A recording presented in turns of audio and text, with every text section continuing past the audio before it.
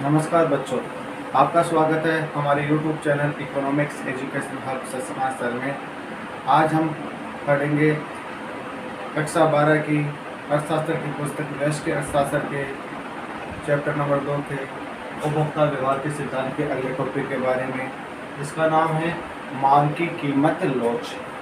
मांग की कीमत लोच से संबंधित परीक्षा में 100% आपके प्रश्न पूछा भी जाता है और अन्य कोई कंपटीशन एग्जाम में भी मांग की लोच से संबंधित प्रश्न पूछा जाता है।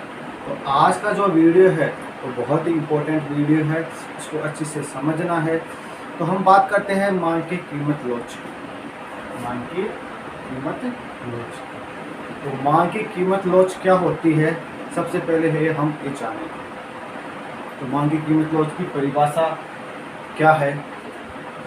वस्तु की कीमत में परिवर्तन के फलस्वरूप, वस्तु की कीमत के आनुपातिक, वस्तु की कीमत के आनुपातिक परिवर्तन के फलस्वरूप वस्तु की मांगी जाने वाली मात्रा के आनुपातिक परिवर्तन को मांग की कीमत लोच कहते हैं। समझ में आया होगा? डेफिनेशन वापस समझाता हूँ। वस्तु की कीमत के आनुपातिक परिवर्तन के फलस्वरूप, वस्तु की कीमत में क्या हुआ? आनुपातिक परिवर्तन हुआ, तो उसके फलस्वरूप वस्तु की मांगी जाने वाली मांग मात्रा में, वस्तु की मांगी जाने वाली मांग मात्रा में होने वाला आनुपातिक परिवर्तन ही मांग की कीमत लोच कहलाता है। तो मांग की कीमत लोच क्या होगी? वस्तु की कीमत में आनुपातिक परिवर्तन के फलस्वरूप वस्तु की मांग में होने वाला आनुपातिक परिवर्तन ही मांग की कीमत लोच कहलाता है। ठीक है, प्रश्न पूछा जाता है बोर्ड के एग्जाम में इसके डेफिनेशन का।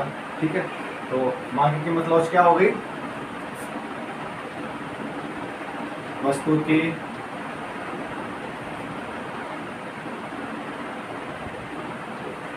कीमत में, वस्तु की कीमत में आनुपातिक,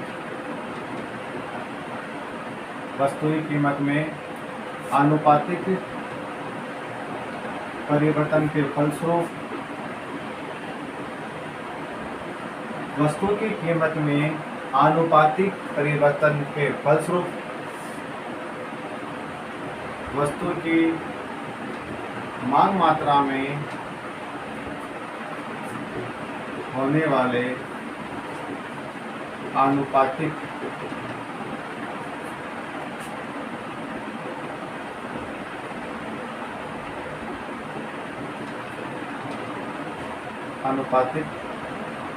परिवर्तन को ही मांग की कीमत लोच कहते हैं। मांग की कीमत लोच क्या होगी?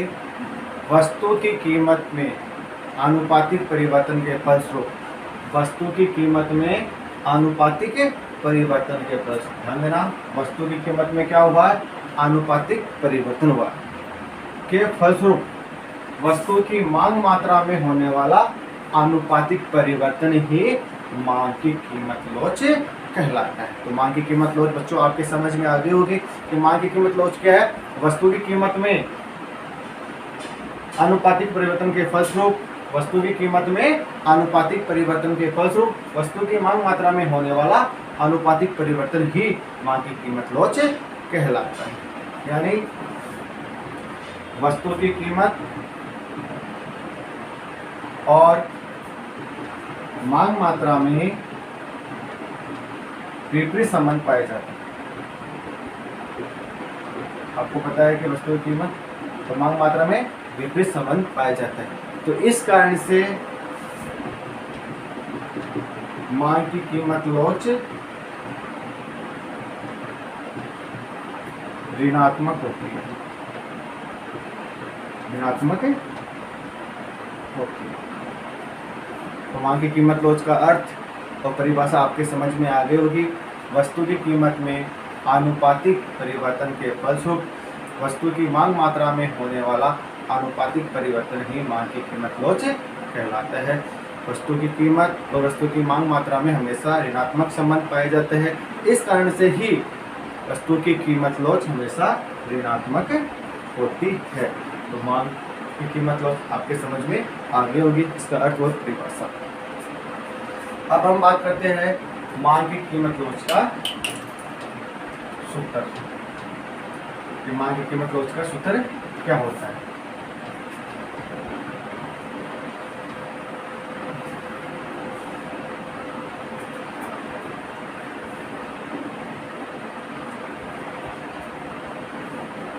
मांग की कीमत लॉज का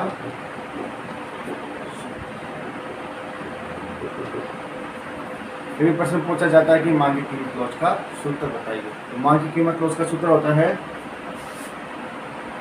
ईडी बराबर, ईडी को बोलते हैं मांग मात्रा, मांग की कीमत लॉज, या आप उसको ईपी भी लिख सकते हो, मांग की कीमत लॉज। तो इसका सूत्र क्या होगा? वस्तु की कीमत में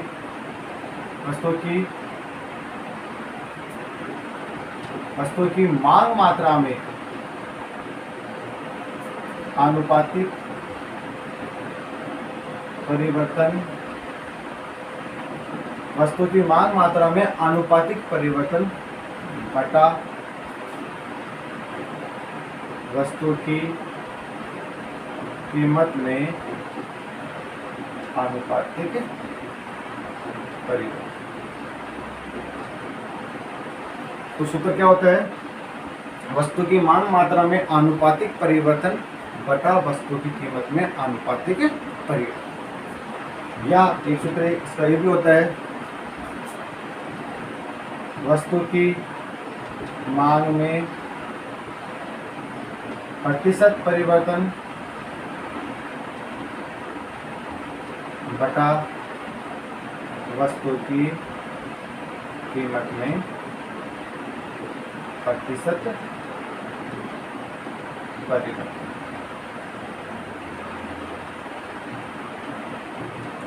तो वस्तु की मांग मात्रा में आनुपातिक परिवर्तन या वस्तु की कीमत में बटा वस्तु की कीमत में आनुपातिक परिवर्तन मांग की कीमत लॉज का सूत्र होता है। या वस्तु की मांग में प्रतिशत परिवर्तन बटा वस्तु की कीमत में वस्तु की मांग में प्रतिशत परिवर्तन बटा वस्तु की कीमत में प्रतिशत परिवर्तन। तो ये मांग की कीमत लॉज का सूत्र होता है। इसको एक अन्य सूत्र के नाम से भी जानते हैं, ईडी बराबर delta Q upon delta P into P upon Q.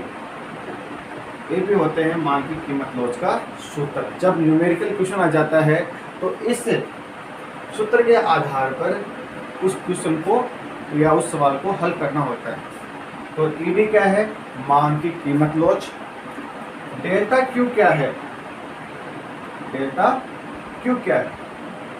वस्तु की मात्रा में परिवर्तन, वस्तु की मात्रा में परिवर्तन। डेल्टा पी बराबर है वस्तु की कीमत में परिवर्तन।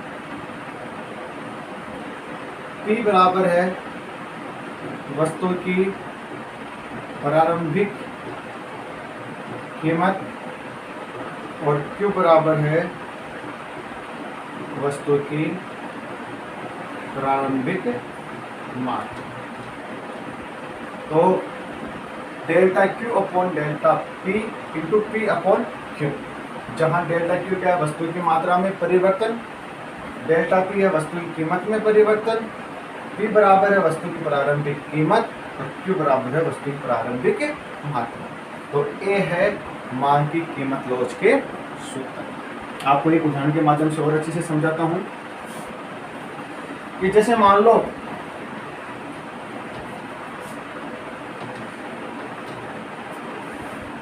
एक उदाहरण है कि वस्तु की कीमत में 10% कमी होती है, वस्तु की कीमत में 10% कमी होती है, तो वस्तु की मांग 20% बढ़ जाती है। 20% क्या हो जाती है? बढ़ जाती है। तो मांग की कीमत लोच क्या होगी? सिंपल सा सूत्र होता है कि वस्तु की मांग में प्रतिशत परिवर्तन। तो कितना प्रतिशत परिवर्तन हुआ? 20%। तो 20 और कीमत में 10%, तो 20/10 तो बराबर 2। तो मांग की कीमत लोच क्या होगी? 2। इस सूत्र के माध्यम से एक अन्य उदाहरण और है कि माना कि वस्तु की कीमत 10 रुपए होने पर, वस्तु की कीमत 10 रुपए होने पर वस्तु की मांग है 50। वस्तु की कीमत क्या है? 10 रुपए है, तो वस्तु की मांग है 50। वस्तु की कीमत घटकर 8 रुपए हो जाती है। कितनी हो गई? 8 रुपए हो गई। तो मांग बढ़कर 60 हो जाती है। ठीक है, पहले वस्तु की कीमत कितनी थी? 10 रुपए थी, तो मांग कितनी थी? 50। अब वस्तु की कीमत घटकर 8 हो गई, तो मांग कितनी हो गई? 60।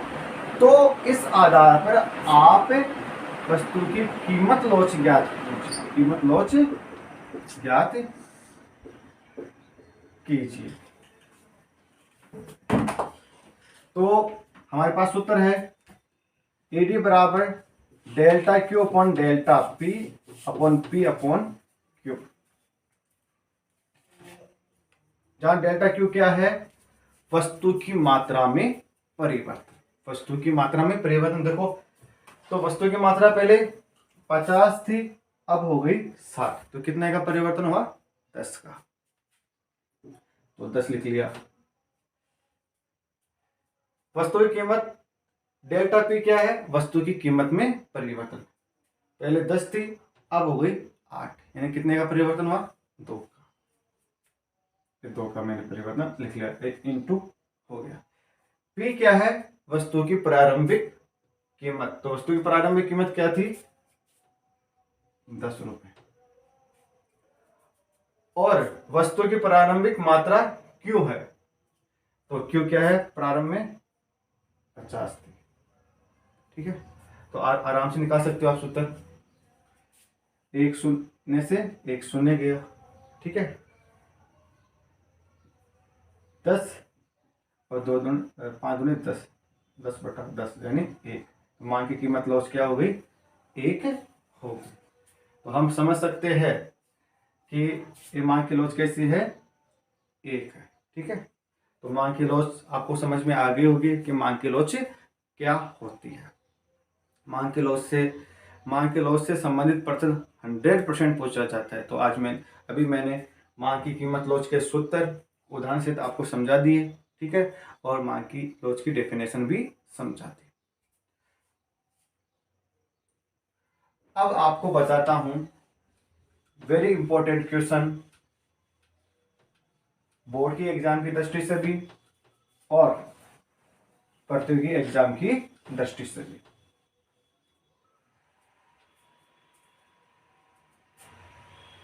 मांग की लॉस की श्रेणियां। मांग की कीमत लॉस की श्रेणियां। मांग की कीमत लॉस की श्रेणियां। तो समझना बच्चों, ये टॉपिक वेरी इंपॉर्टेंट है, परीक्षा की दृष्टि से भी इंपॉर्टेंट है और आने वाले भविष्य में प्रतियोगी एग्जाम की दृष्टि से भी इंपॉर्टेंट है।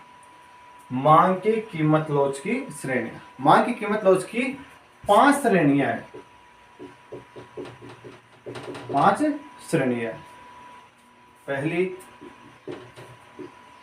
पूर्णतया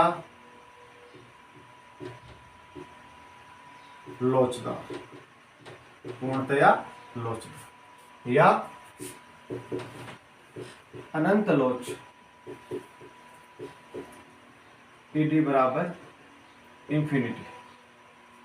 दूसरी है लोचदार या 21 से अधिक, यानी ED ग्रेटर देन 1। तीसरी है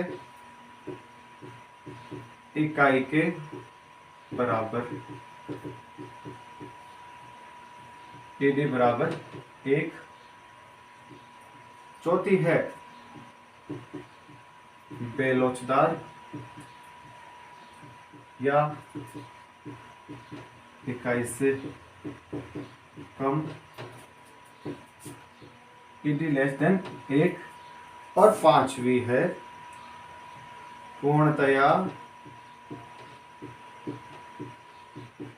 बेलोचदार या शून्य लोच में ईडी बराबर 0। तो ये 5 श्रेणियां है। पहली है पूर्णतया लोचदार यानी अनंत लोच। दूसरी है लोचदार या इकाई से अधिक। तीसरी है इकाई के बराबर। चौथी है बेलोचदार यानी इकाई से कम। और पांचवी है पूर्णतया बेलोचदार या शून्य लोच। तो ये 5 कीमत लोच की श्रेणियां हैं।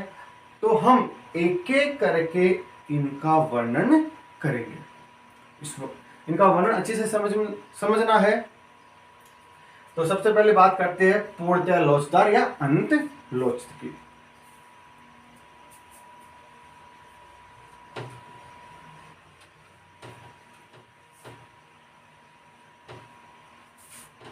तो पहली है पूर्णतया लोचदार या अनंत लोच। इसकी डेफिनेशन समझना।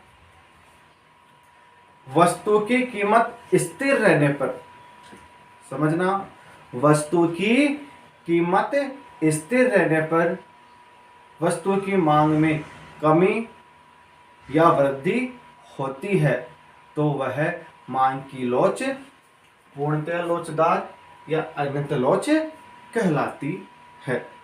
ठीक है, तो मैं डेफिनेशन लिखता हूं। वस्तु की कीमत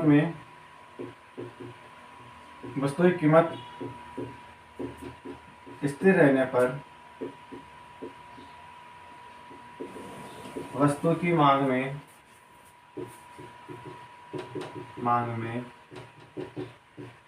कमी या वृद्धि होती है तो वह पूर्णतया लोचदार मांग कहलाती है। तो इसकी डेफिनेशन समझ में आ गई होगी कि वस्तु की कीमत स्थिर रहती है तो मांग में कमी या वृद्धि होती है तो वह मांग की लोच पूर्णतया लोचदार मांग या अनंत लोच कहलाती है। चित्र के माध्यम से मैं समझाऊंगा और भी अच्छे से। ओ अक्ष पर मैं हमेशा वस्तु की मांग मात्रा को दर्शाता हूं और ओ वाई पर हमेशा कीमत को दर्शाता हूं। वस्तु की कीमत है P, परंतु मात्रा क्या है Q, Q1, Q2। तो देखो वस्तु की कीमत स्थिर है, वस्तु की कीमत स्थिर है तो मात्रा क्या हो रही है, Q1 से Q2 बढ़ भी रही है और Q1 से Q की तरफ घट भी रही है। लेकिन वस्तु की कीमत स्थिर रहने पर वस्तु की मांग में कमी और वृद्धि हो रही है तो ये लोच क्या कहलाती है, मांग की कीमत लोच कहलाती है। यानी ईडी बराबर अनंत, यानी मांग वक्र कैसा होगा, मांग, ये प्रश्न भी पूछा जाता है कि पूर्णतया लोचदार या अनंत लोच में मांग वक्र की आकृति कैसी होती है। तो ध्यान देना कि मांग वक्र की आकृति क्षैतिज अक्ष या एक्स अक्ष के समांतर होती है। देखना इधर चित्र में, ये है मांग वक्र, इसकी आकृति कैसी है, क्षैतिज अक्ष यानी ओ अक्ष के समांतर है। तो मांग वक्र की आकृति कैसे होगी? क्षैतिज अक्ष या अक्ष के समांतर। ठीक है, तो पूर्णतः लोचदार में मांग वक्र की आकृति कैसी होती है? क्षैतिज अक्ष के समांतर होती है। तो आपको पूर्णतः लोचदार या अनंत लोच अच्छी से समझ में आ गई होगी। यानी वस्तु की कीमत स्थिर रहती है इसमें और मांग में कमी वृद्धि होती रहती है। तो यह लोच क्या कहलाती है? मांग की कीमत लोच कहलाती है। ठीक है, पूर्णतया प्रतियोगी बाजार में जब हम मार्केट वाला टॉपिक पढ़ेंगे तब बताएंगे कि पूर्णतया या परफेक्ट पूर्ण प्रतियोगिता बाजार होता है या परफेक्ट कंपटीशन होता है तो उसमें क्या होती है? मांग की कीमत लोच पूर्णतया लोचदार होती है। कैसी होती है? पूर्णतया लोचदार। कौन से मार्केट में? पूर्ण प्रतिस्पर्धी बाजार में। तो पहले आपके अच्छे से समझ में आ गई होगी श्रेणी। दूसरी हम बात करते हैं लोचदार या इकाई से कम। चित्र बनाते रहना और नोट्स उतारते रहना।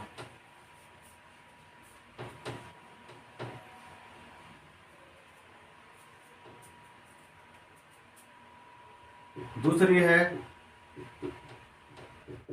लोचदार या इकाई से अधिक। इकाई से अधिक ये बहुत इजी है समझना। पूर्णतया इकाई से अधिक या लोचदार मांग क्या होती है? जब मांग में आनुपातिक परिवर्तन, समझना, मांग में आनुपातिक परिवर्तन कीमत के आनुपातिक परिवर्तन से अधिक होता है। यानी मांग में जो परिवर्तन हो रहा है वो कीमत की तुलना में क्या हो रहा है? अधिक हो रहा है। यानी मांग में ज्यादा परिवर्तन हो रहा है, किसकी तुलना में? कीमत की तुलना में। तो वही क्या कहलाती है? इकाई से अधिक लोच कहलाती है। जब मांग में आनुपातिक परिवर्तन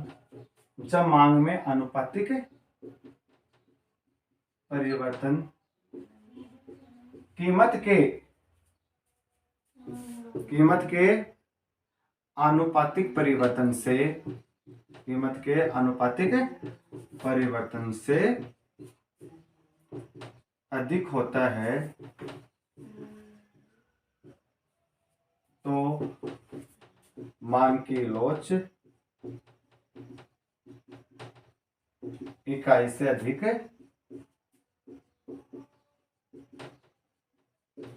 होती है। समझ में आ गया? यानी मांग में आनुपातिक परिवर्तन कीमत के आनुपातिक परिवर्तन से अधिक होता है। यानी कीमत में जिस अनुपात से परिवर्तन हुआ मांग में उससे अधिक अनुपात में परिवर्तन होता है। देखना, जैसे मान लो कीमत में 10% क्या हुई? कमी होगी। कितने परसेंट? 10%। तो मांग में क्या होगी? 10 से अधिक यानी 15% क्या हो जाएगी? वृद्धि हो जाएगी। ठीक है, तो मैंने क्या बताया है कि जब मांग में आनुपातिक परिवर्तन कीमत के आनुपातिक परिवर्तन से अधिक होता है तो मांग की लोच इकाई से अधिक होती है। यानी मांग वक्र कैसा होता है? अधिक सपाट।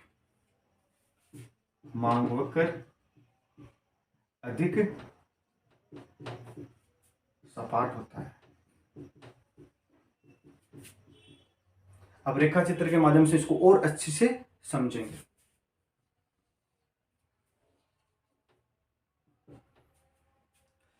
ओ अक्ष पर मांग मात्रा और ओ वाई पर कीमत। प्रारंभ में कीमत है ओपी और मात्रा है ओक्यू। अभी मैंने क्या बताया कि मांग में आनुपातिक परिवर्तन कीमत के आनुपातिक परिवर्तन से अधिक होता है। तो देखना, कीमत में P1 के बराबर क्या हुई? कमी हुई। तो मांग में क्या होगी? जो P और P1 के अनुपात में कमी हुई है उससे अधिक क्वांटिटी यानी मात्रा में वृद्धि होगी।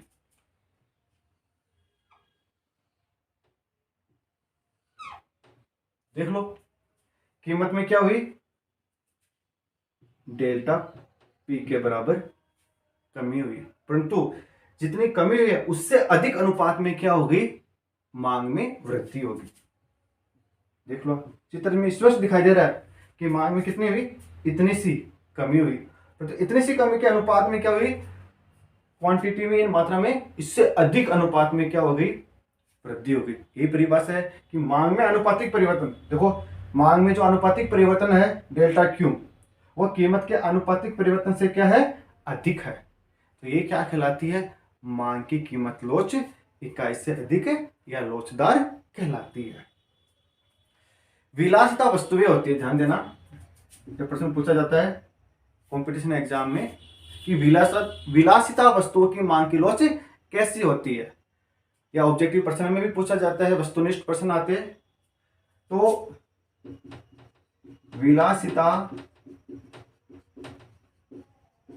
वस्तुओं की मांग की लोच लोचदार या इकाई से अधिक होती है। तो विलासिता वस्तुओं की मांग की लोच कैसे होती है, इकाई से अधिक या लोचदार होती है। तो मेरे हिसाब से हमारी तो दूसरी श्रेणी है लोचदार या इकाई से अधिक, आपके अच्छे से समझ में आ गई होगी। तीसरी हमारी श्रेणी है इकाई के बराबर लोच।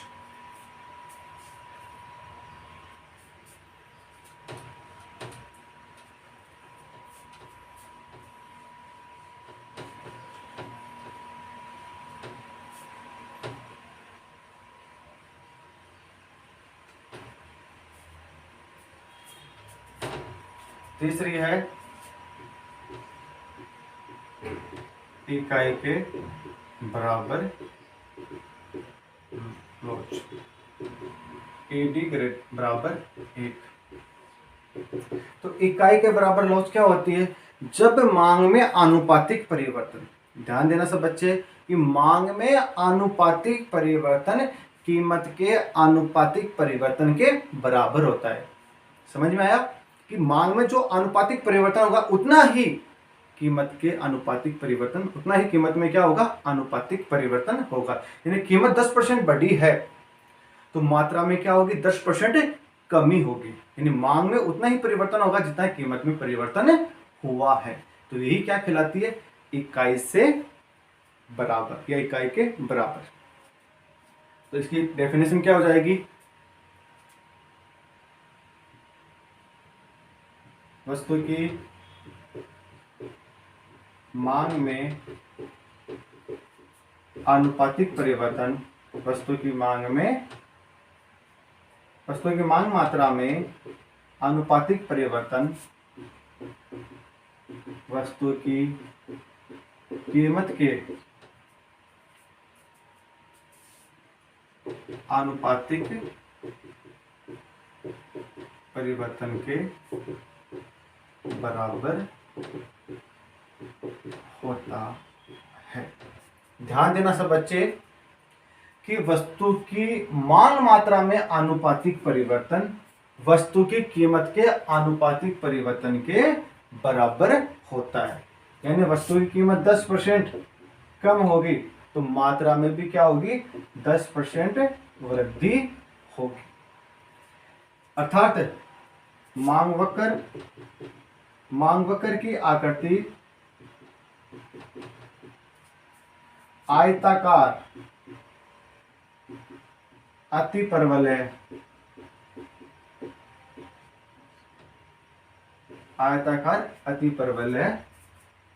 होती है। आयताकार अतिपरवलय का तात्पर्य क्या होता है कि इसके सभी बिंदुओं पर क्या होगी, मांग की लोच समान होगी। ठीक है, ये होता आयताकार अतिपरवलय। तो ये क्या हो गई, मांग की लोच इकाई के बराबर हो गई। यानी वस्तु की मांग मात्रा में आनुपातिक परिवर्तन वस्तु की कीमत के आनुपातिक परिवर्तन के बराबर होता है। रेखा चित्र में देखना,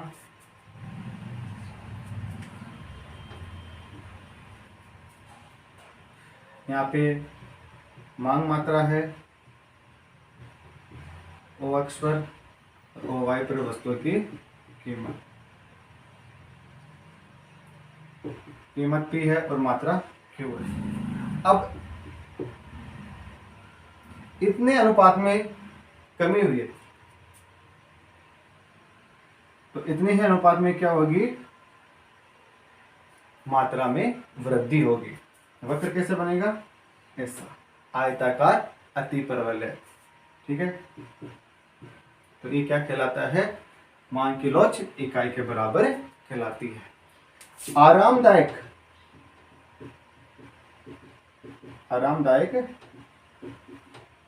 वस्तुओं के लिए, आरामदायक वस्तुओं के लिए मांग की लोच इकाई के बराबर होती है।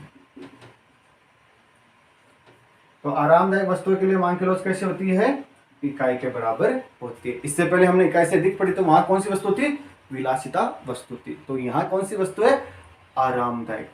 तो इकाई के बराबर लोच समझ में आ गया होगा कि वस्तु की मांग मात्रा में आनुपातिक परिवर्तन वस्तु की कीमत के आनुपातिक परिवर्तन के बराबर होता है।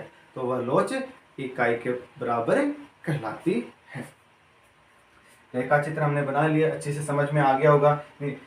ओपी यानी डेल्टा पी में जितना परिवर्तन हुआ है उतना ही डेल्टा क्यू में परिवर्तन हुआ है, ठीक है। और आरामदायक वस्तुओं के लिए मांग की लोच इकाई के बराबर होती है। तो तीनों श्रेणियां अच्छे से समझ में आ गई होगी आपके। अब हम बात करते हैं चौथी श्रेणी, इकाई से कम या बेलोचदार।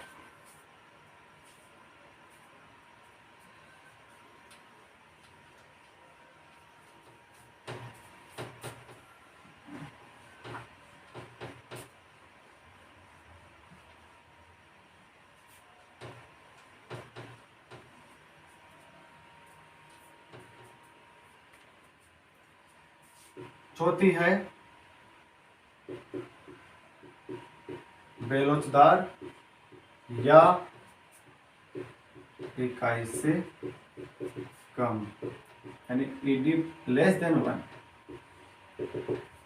इसकी परिभाषा भी बहुत सरल है, पहले तीनों की तरह, कि मांग में आनुपातिक परिवर्तन कीमत के आनुपातिक परिवर्तन से कम होता है, कम होता है। तो वो लोच कैसी होगी, बेलोचदार या इकाई से कम होगी। इन मांग में आनुपातिक परिवर्तन कीमत के आनुपातिक परिवर्तन से कम होता है, तो वो मांग की लोच कैसी होती है, बेलोचदार या इकाई से कम होती है, ठीक है।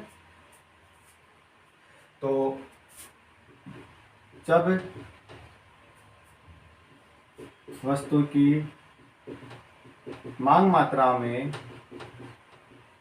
आनुपातिक परिवर्तन, वस्तु की मांग मात्रा में आनुपातिक परिवर्तन, वस्तु की मांग मात्रा में आनुपातिक परिवर्तन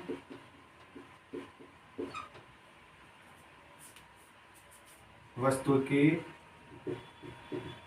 कीमत के आनुपातिक परिवर्तन से कम होता है, आनुपातिक परिवर्तन से कम होता है, तो मांग की लोच बेलोचदार या इकाई से कम होती है। तो मांग की लोच बेलोचदार या इकाई से कम होती है। समझ में आ गई होगी परिभाषा, कि मांग में आनुपातिक परिवर्तन, वस्तु की मांग में आनुपातिक परिवर्तन वस्तु की कीमत के आनुपातिक परिवर्तन से कम होता है, तो मांग की लोच क्या होती है, इकाई से कम या बेलोचदार होती है। यानी 10% क्या हो गई, वस्तु की कीमत में कमी हो गई, तो मात्रा में क्या होगी, 10 से कम, यानी मांग में आनुपातिक परिवर्तन क्या है, कीमत के आनुपातिक परिवर्तन से कम, यानी 5% क्या हो गई, वृद्धि होगी मात्रा में, कीमत में कमी हुई। तब समझ में आ गया होगा कि मांग में आनुपातिक परिवर्तन कीमत के आनुपातिक परिवर्तन से कम होता है। यानी मांग वक्र अधिक ढलान वाला होता है, मांग वक्र अधिक ढलान वाला होता है। तो ये होगी बेलोचदार या इकाई से कम। रेखा चित्र के माध्यम से और स्पष्ट समझेंगे इसको। ओ अक्ष पर मांग मात्रा, ओ वाई पर कीमत को दर्शाते हैं। प्रारंभिक कीमत है P और मात्रा है Q। अब कीमत घटकर क्या हो गई, P1 हो गई। तो मात्रा क्या है, कम अनुपात में परिवर्तित हुई है। देखो कीमत में डेल्टा P के बराबर कमी हुई है, तो मात्रा में डेल्टा Q के बराबर वृद्धि हुई है। तो मांग में जो आनुपातिक परिवर्तन है, यानी जो वृद्धि हुई है या आनुपातिक परिवर्तन हुआ है, वह कीमत के आनुपातिक परिवर्तन से कम है। इस पर दिखाई दे रहा है, देखो कीमत में ज्यादा परिवर्तन हुआ है और मांग में कम परिवर्तन हुआ। ये हमारी डेफिनेशन है कि मांग में आनुपातिक परिवर्तन, मांग में आनुपातिक परिवर्तन कीमत के आनुपातिक परिवर्तन से कम होता है। तो वो लोच कैसी होती है, इकाई से अधिक या बेलोचदार होती है। तो मांग वक्र कैसा है, अधिक ढलान वाला। देखो इसका ढलान क्या है, औरों की तुलना में ज्यादा है। तो ये क्या है, मांग वक्र। ईडी बराबर ईडी लेस देन ए। तो बेलोचदार इकाई से कम समझ में, डेफिनेशन और रेखा चित्र समझ में आ गई। अनिवार्य वस्तुएं होती है, अनिवार्य वस्तुएं के लिए मांग की लोच इकाई से कम या बेलोचदार होती है। तो जो अनिवार्य वस्तुएं होती है उनकी मांग की लोच कैसी होती है। प्रश्न ये भी पूछा जाता है कि अनिवार्य वस्तुओं की मांग की लोच कैसी होती है। तो अनिवार्य वस्तुओं की मांग की लोच होती है इकाई से कम या बेलोचदार। तो चौथी श्रेणी आपको समझ में आ गई होगी, मांग की लोच की बेलोचदार वाली। अब है हमारी जो पांचवी श्रेणी है, लास्ट श्रेणी, वह है शून्य लोच या पूर्णतया बेलोचदार।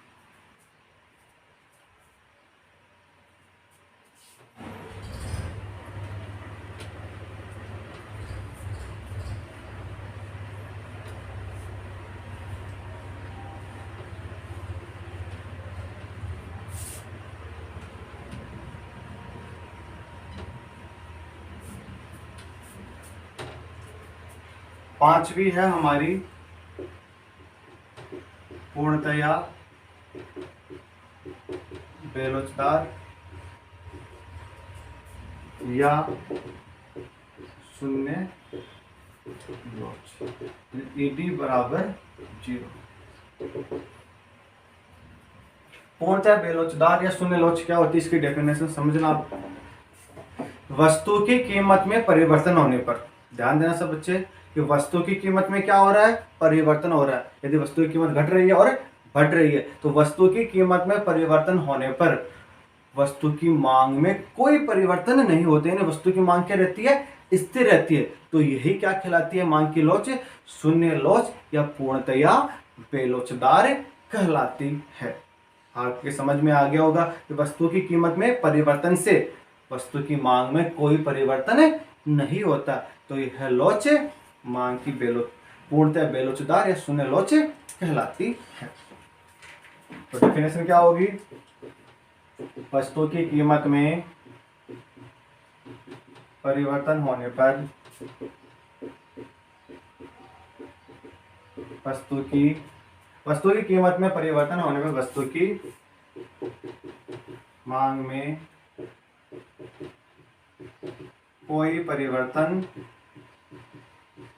नहीं होता, अर्थात मांग मात्रा स्थिर रहती है। तो मांग की लोच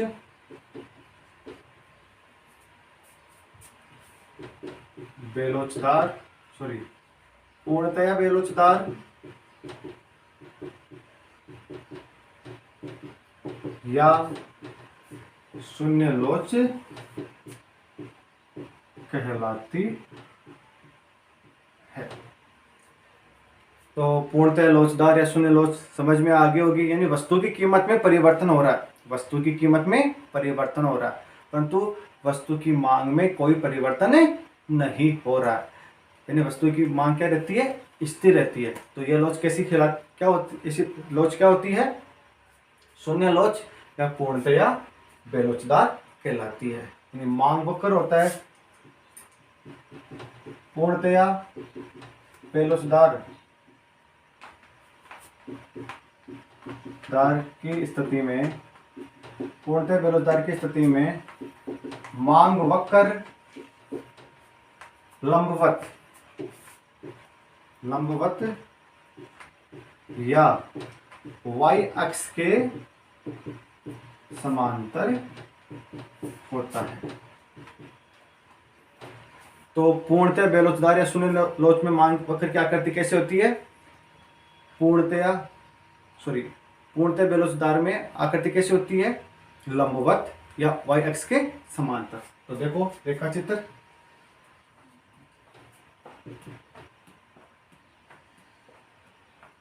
O अक्ष पर मांग मात्रा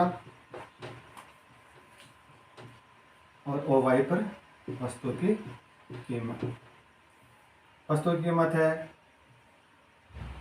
P1 P2 मात्रा OQ। तो देखो वस्तु की कीमत क्या हो रही है, P से P1 बढ़ भी रही है और P से P2 घट भी रही है। ये वस्तु की कीमत में क्या हो रहा है, परिवर्तन हो रहा है, यानी वस्तु की कीमत घट रही है और बढ़ रही है, परंतु मांग क्या है, OQ रहती है, यानी मांग में कोई परिवर्तन नहीं रहता, यानी मांग स्थिर रहती है। तो ये क्या कहलाती है, पूर्णतया बेलोचदार या शून्य लोच कहलाती है। और इसका एक उदाहरण है पूर्णतः लोचदार का नमक।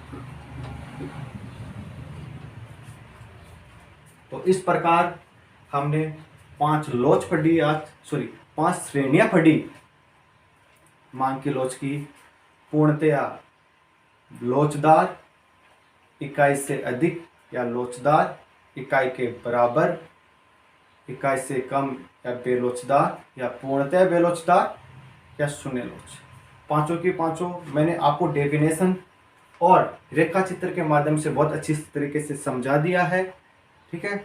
और ये प्रश्न बहुत इम्पोर्टेंट है परीक्षा की दृष्टि से, तो इसको अच्छे से समझना है, इसके नोट्स उतारने हैं। और कंपटीशन एग्जामों में भी इसका प्रश्न पूछा जाता है। मैंने कुछ वस्तुएं भी बताई थी, जैसे अनिवार्य वस्तुएं, आरामदायक वस्तुएं और विलासिता वस्तुएं। तो कौन कौन सी वस्तुओं की मांग की लोच क्या क्या होती है, जब मैं इनकी डेफिनेशन बता रहा था, इनको समझा रहा था, एक्सप्लेन कर रहा था, उस समय मैंने बताई भी थी। जैसे अनिवार्य वस्तुओं की मांग की लोच क्या होती है, इकाई से कम। आरामदायक वस्तुओं की होती है इकाई के बराबर, और विलासिता वस्तुओं की होती है इकाई से अधिक। आप वीडियो देखेंगे तो उसमें बहुत अच्छी से समझ में आएगा। आज का टॉपिक बहुत इंपॉर्टेंट है, इसको अच्छे से समझना है और पूरे नोट्स उतारने हैं। आज का वीडियो हमारा अच्छा लगा तो इसको लाइक कीजिए, चैनल को सब्सक्राइब कीजिए, बेल के आइकॉन को बटन को दबाइए, जिससे हमारे आने वाली वीडियो आप तक पहुंच जाए। और अपने दोस्तों के साथ अधिक से अधिक शेयर कीजिए और उनको बोले कि सब्सक्राइब करें। धन्यवाद।